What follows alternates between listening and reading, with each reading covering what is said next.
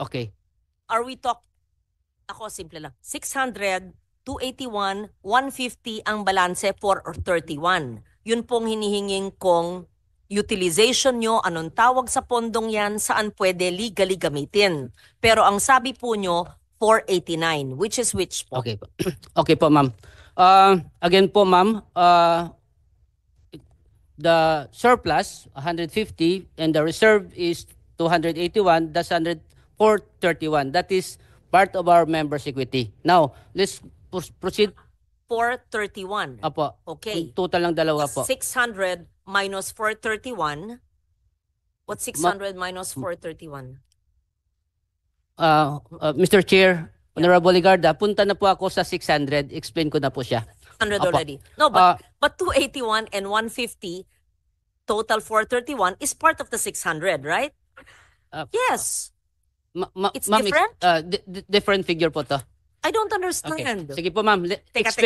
Explain ko po ng klaro. Ibig nyo sabihin, iba pa yung, meron kayong 600 billion, meron pa kayong 281 billion na reserve, at meron pa kayong 150 billion na surplus? Kala ko po, itong 281 at 150, total 431, ay parte ng 600. Explain Iba ko pa po, ma'am. Explain ko siya ng konti. Go ahead. Sige, Sige, pa-explain kasi nalilito na kami. Iba Iba yung sinasabi iba yung nababasa namin, iba yung sinabi mo sa plenary, iba rin po yung sinasagot nyo rito. Opo. Sige po. Para sa kaalaman po ng mga kababayan nating nakikinig at nangangamba sa kanilang benepisyo mula sa PhilHealth, paliwanag mo po ano yung 600 billion, kung parte ba itong 431 o 489. Okay Paki-simplify lang po. Yes po. Wag niyo pong lituin ang ating mga kababayan. Yes po. Ang pinag-usapan po natin dito actually kung sa accounting po, balance sheet to. Balance sheet, we have the assets equals liabilities plus equity. So this equity, ang pinag-usapan natin na surplus and reserve is part ng members' equity.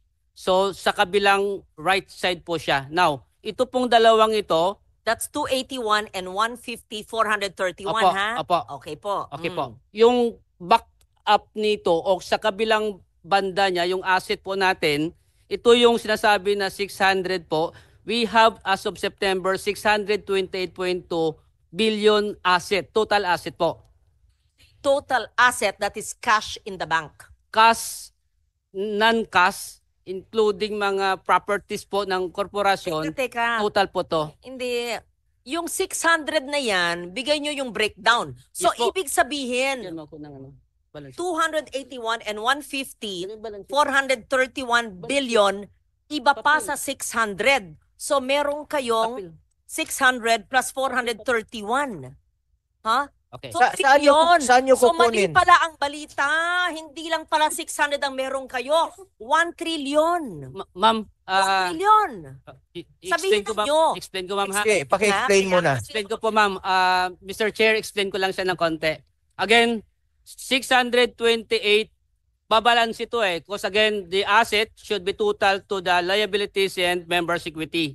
Now, on the part of the asset natin, we have 628.2 as of September. Sa 600, Ulit. Ang pinagsimulan po natin, yung 600 billion na nababasa namin sa pahayagan at nang sinabi po ng DOH na meron po ang PhilHealth. 600 billion cash. Kanina, isang oras na yata tayo, lahat ng kasamahan nyo, including ang CEO at yung abogado, sinabi na meron daw kayong 281 na reserve at 150 na surplus. Sabi nyo, CEO and attorney, parte ito ng 600B. Sinasabi po ngayon ni Mr. Limisyago po. Yes, nahiwalay pa ito maliban sa 600B. So, ibig sabihin, ang assets nyo, cash and non-cash, ay 1 trillion. Pakipaliwanag. Yes po, ma'am. Mr. Chair, again, ito yung members' equity po. Ang backup po niya yung ating assets. Now, sa total assets of 628, yung investment po natin, investment po. Kasi ang ating asset ay classified into two.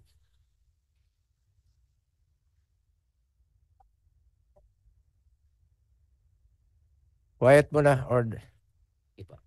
pakinggan Ah. muna natin kung gusto lumabas na lang muna yung magsasalita dyan. Maraming salamat po. Again, ang ating asset po ay dalawa po to.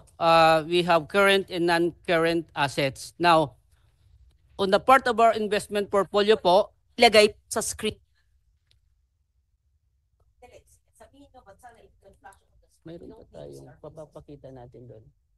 Papakita natin. Oo. Papakita natin doon. Sige.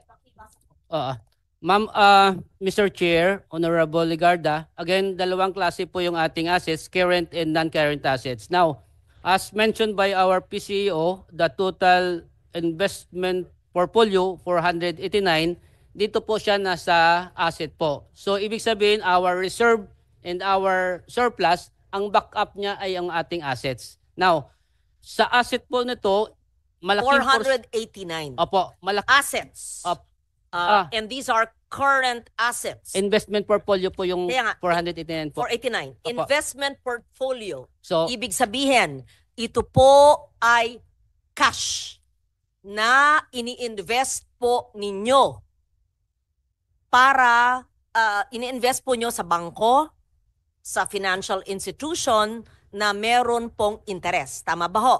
Opo. Okay? So, i-breakdown meron po kayong- natin, ma'am. Ano po? I-breakdown po natin. One para- question lang. Anong Sige. kinukonsider mo ba ang PhilHealth as negosyo o medical insurer?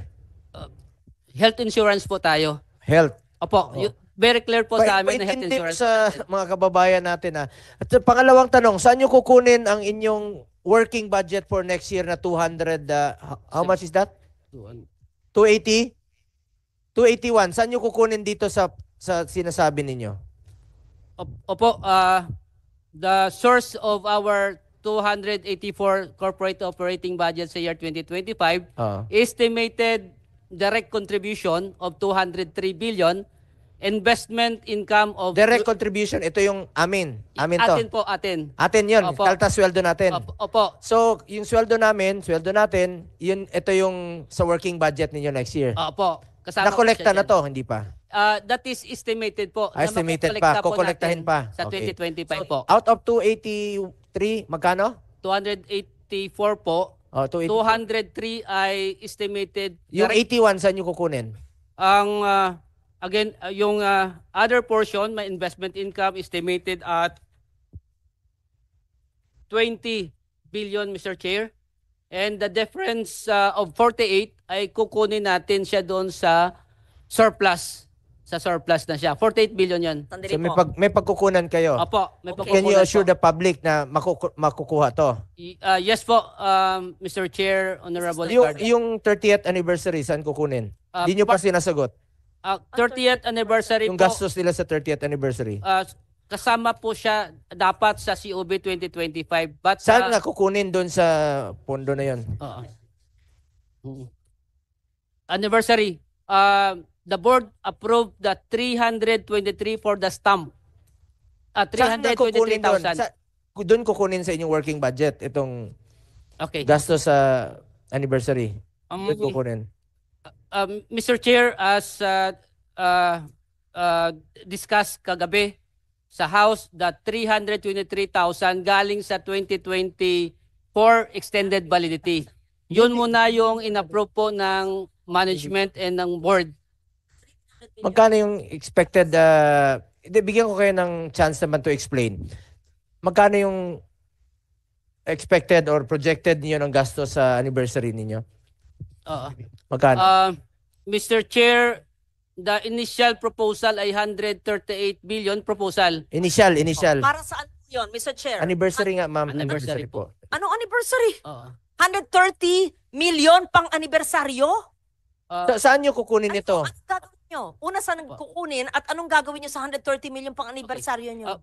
Mr. Chair, Anibersaryo pang bigay ng additional package. Hindi anniversary celebration, ma'am. Ang tanong ko lang kung saan nyo kukunin ito. Sa part ba ng working budget ninyo kukunin yung 138? Mr. Chair, ito po ay again proposal pa lang Proposal. Kaya nga, Pag kung matutuloy na-approve siya ito, ng saan board, kukunin? siya. Ay kukunin siya sa corporate operating budget So, sa part pa rin ng working team budget OOH. ninyo. Yes Oh, po. ilang pasyente ang matutulungan yan? Yan ang pinapakompute ko sa inyo. Baka naman let's give them the benefit of a doubt, Mr. Chair, anniversary budget, 30 years na sila, 137 million, 138 Opo. million. Sabihin mo nga, sir. Siguro naman, hindi naman yung Christmas party or celebration. Siguro naman hindi biyahe. Siguro naman hindi pagkain ng mga officers. Siguro, ito ay pagpalaganap ng mga package. Di ba po? Ano ba yung 138 million? Ma'am, Eh, Mr. Chair. Oh, ano ba? Mr. Chair, sorry. Pakisagot lang, no? Yes. Yung 138 million, saan gagamitin at saan ang gagaling? Tapos balik sa tanong ko na yung 600 billion at 431 billion, hindi pa rin maliwanag kung pareho ba to o iba po. Mr. Chair, we'll just explain very quickly, just for the purposes of to expedite the discussion. What was approved by the board and what was decided in PhilHealth already is the budget for the 30th anniversary was brought down to a few 100,000 pesos only. So maybe we can just, to clarify everything, there's nothing, there's no hundreds of millions, there's no millions. So just so that we can continue with the discussion, please. Yun ang tinanong ko kanina at sabi mo you will explain it later. Yes. So nauna nyo pong sinagot yung mga tanong ni Senator Ligarda kaysa sa mga tanong ko na hindi pa rin nasasagot until now. Pakisagot muna. So just to answer nga very quickly, Mr. Chair, we are only planning to spend a few 100,000 pesos for 30th anniversary. Yan lang po, wala pong mga excessive spending So ibig po. sabihin, Just to simplify the discussion. projected pa lang ito. Actually, may mga proposal, Proposal. but Pero- with this, Hindi pa natutuloy. So good. Hindi Thank pa, you for asking hindi that. pa natutuloy. You're spending a few hundreds of thousands, but we see on the board, it is not consistent with what the CEO is saying. It's 137.7 million. What is this? An invention, a proposal of some brilliant person? Buti na lang, merong nagkontra at may board. Ano ba ito? Gala night. Gala night. And Sports Fest, 32 million and 13 million. Habang ang dami-daming nangangailangan ng healthcare. Anyway, erase na ito. Who's a smart person who yeah. gave this? Mr. Chair, this was endorsed by a group inside PhilHealth. Sino yung So, grupo? You have to name the group because you have to enlighten that group.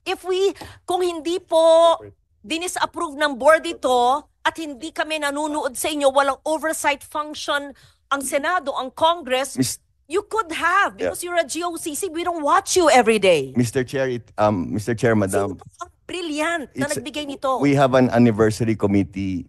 Sino po ang head ng anniversary committee? The anniversary committee po is headed by Mr. Ray Balenya po. Yes. Can that person, please, not now, don't waste our time, give a memo to the chair of the finance committee of the health committee on why the person and the group thought of using 137 million of PhilHealth funds for giveaways and a gala night. We will submit, Your Honor, we will submit it within the day to Congress. No? A sports meet 2 years to the for Senate. 32 million and a gala night with PROs, I hope it's at GROs, at 13 million. And a gala night with HOs for another 4 million, blah, blah, blah. And, okay. And umbrellas for 7.9 million? What's this? Special tokens and umbrellas? Senator Lauren, Ma'am, to may lang simplify po, the no? discussion, Okay. all of those. Kaya nga, projected o plano niyo lang po, kaya ang tanong ko lang naman po sa inyo kanina pa, kung sakaling natuloy po ito, ilang pasyente po ang makikinabang dito? Ilang pasyente po ang naghihingalo na matutulungan dito? Ilang buhay pa po ang masasalbar dito? Yes po. Kaya sabi ko sa inyo, dito sa ating panggobyerno, parati isipin natin, konsensya.